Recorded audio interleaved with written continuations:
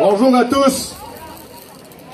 J'aimerais commencer avec des remerciements et des excuses. Tout d'abord, je voudrais remercier l'organisation Action à la liberté, Action citoyenne pacifique pour leur travail. Ça paraît niaiseux, mais tout ce qu'il y a ici, ça s'est pas fait tout seul. C'est grâce à des gens comme ça qu'on a une voix. Parce qu'en haut, ici, ils nous entendent pas tout le temps, ça a l'air. Ensuite, j'aimerais remercier vous tous ici présents. C'est vous qui êtes le porteur de notre message. C'est vous qui fait que le message va finir par passer. Maintenant, après les fleurs, le pot. Puis le pot, il est pour moi, je me le pète direct sur la tête. J'ai créé à partir d'un running gag un personnage qui s'appelle le gars en chest pour partager du contenu sérieux à propos de la situation qu'on vit dans un contenant loufoque. J'ai poussé mon personnage jusqu'à la limite en faisant un discours samedi dernier en chess devant l'hôtel de ville de Saint-Georges devant 1000 personnes. En sachant parfaitement que TVA Nouvelles et Radio-Canada étaient là. Ils en demandaient pas tant. Ça s'est enflammé sur les réseaux sociaux. Les Beaucerons, c'est toutes des caves qui chauffent des pick-up puis qui couchent avec leurs cousines. C'est pas de notre faute, ils sont tellement belles. Bref, mine de rien, mon discours a été vu plus que 250 000 fois. Puis le message qu'il portait est ce qui a fait qu'il m'a valu une invitation à venir ici vous parler aujourd'hui. Donc, auprès du peuple beauceron, ainsi qu'auprès de tous ceux que j'ai pu offenser à me présenter publiquement en chest, en utilisant des mots tels que mouton et conspirationniste pour décrire la division de notre peuple, je m'excuse. Ceci étant dit, laissez-moi corriger le tir pour la Beauce, je vais vous en apprendre un petit peu là-dessus. La Beauce, c'est le royaume des PME. La Beauce, c'est le royaume des entrepreneurs. On a des villages avec des taux de chômage négatifs parce que les gens viennent de l'extérieur pour y travailler. En Beauce, on s'enfarge pas d'un fleur du tapis, on fait pas dans l'antenne, on s'arrange pour que ça marche. On a des compagnies qui sont passées de start-up à compagnie mondiale avec dépassé 1 milliard de chiffre d'affaires en dedans d'une génération.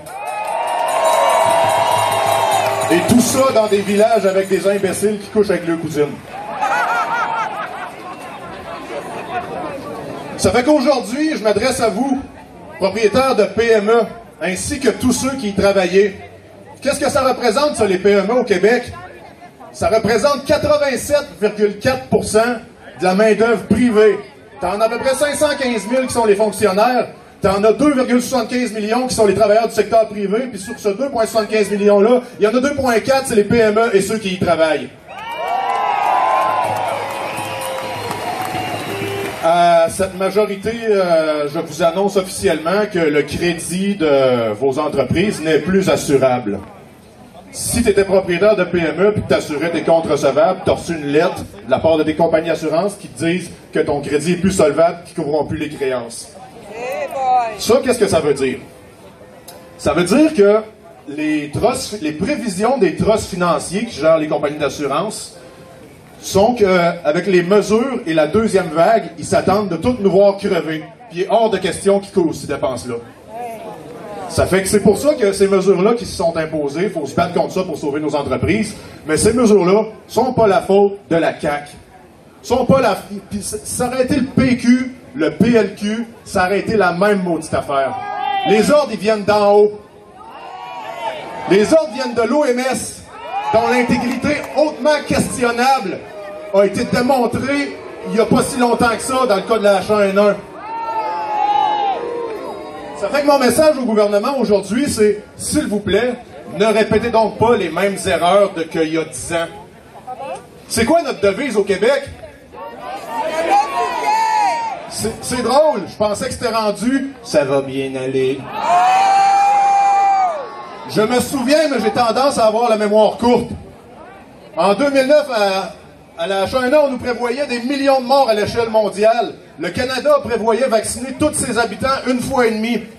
Il a décroché un contrat à braquette variable allant de 33 à 55 millions de doses pour finalement finir avec un taux de vaccination de 40%.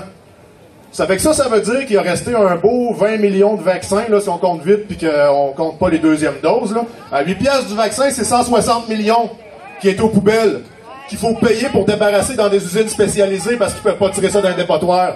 Ça, c'est notre argent qu'on paye pour acheter de la merde, puis on paye pour s'en débarrasser. Hey, quand on se compare, on se console. En France, il avait commandé 94 millions de vaccins pour 66 millions d'habitants. Il y en a 6 millions qui se sont fait vacciner. Ça nous a coûté des centaines de millions d'euros. Quand on se compare, on se console, mais personnellement, moi, quand je me compare, j'aime ça quand c'est pas pour voir qui s'est le plus fait fourrer. Ça fait que Monsieur Legault, Monsieur Trudeau, avec le grand pouvoir des internets, que penseriez-vous de sonder la population avant de placer votre commande de 75 millions de vaccins? Ça serait-tu bien compliqué? On va commencer par ici. Comment qu'il y en a qui voudraient se faire vacciner ici? Je suis pas bon pour estimer les foules, on est à peu près 10 000, 20 000. Mais les enfants avec ça, mais 2 doses chaque. Vous pouvez enlever 100 000 vaccins, ça demande tout de suite, s'il vous plaît.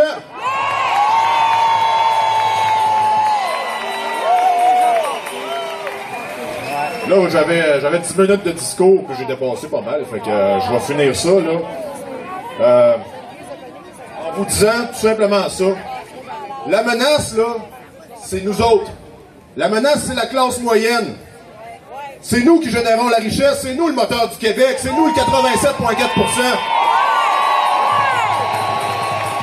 C'est nous qui est capable de gagner de l'argent pour vivre et la dépenser comme on veut. On dit que l'argent c'est le pouvoir, ben c'est après notre pouvoir qu'ils en ont.